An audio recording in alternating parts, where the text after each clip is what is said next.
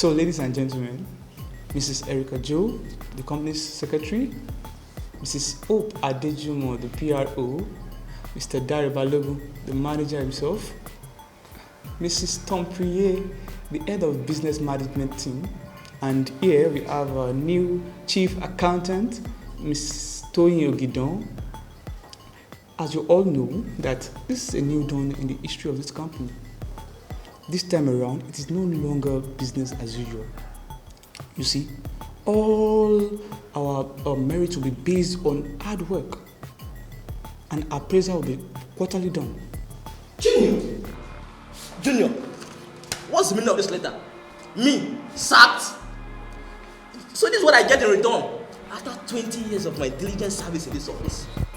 Working beside your father to make this company what it is today. This is what I can get in return. My goodness. You see, Mr. Daniels, you worked for 10 years for my father, and you used the remaining 10 years to enrich yourself. What do you mean? Mr. Daniel, you were a necessary evil for my father. He just had to put up with all your atrocities. What atrocities? I won't be able to tell it all. I will just mention few. It is on the record that you have embezzled over 20 million naira in this company as chief accountant. And it is under good authority that there is no woman in this office that you are yet to sleep with the exception of the new chief accountant, of course. This little brat? What does she know about accounting? What experience does she have?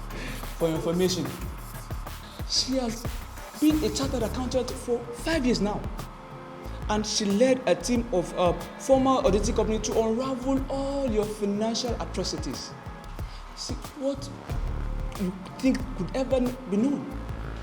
That can't be possible. I still think there's a misunderstanding somewhere.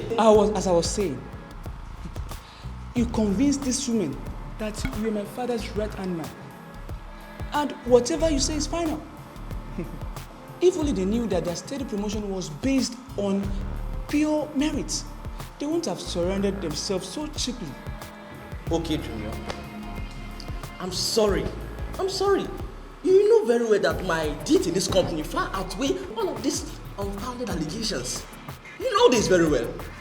The most unbelievable of it all is that you went behind these people to paint them black in front of my father. That one doesn't like him at all. That one embezzles money. That one sleeps with women around. Whereas you are the chief fornicator. Mr. Daniels. Were you not the one that introduced me to this? In fact, I only did it just once and with just one person. How can you be this evil? You are meant to be a pastor. Because I know you are a part-time pastor in your church. My father was on his way to hell just because of you. Because he was always saying that if a pastor can behave like you have behaved, then Christianity is not worth it. Thank God for Jesus. But I was able to convince my father that there are good Christians out there that will be great ambassadors of Christ. How can you face the congregation? How were you able to preach? How were you able to cope with such a double life? I said I'm sorry, Junior. I'm sorry.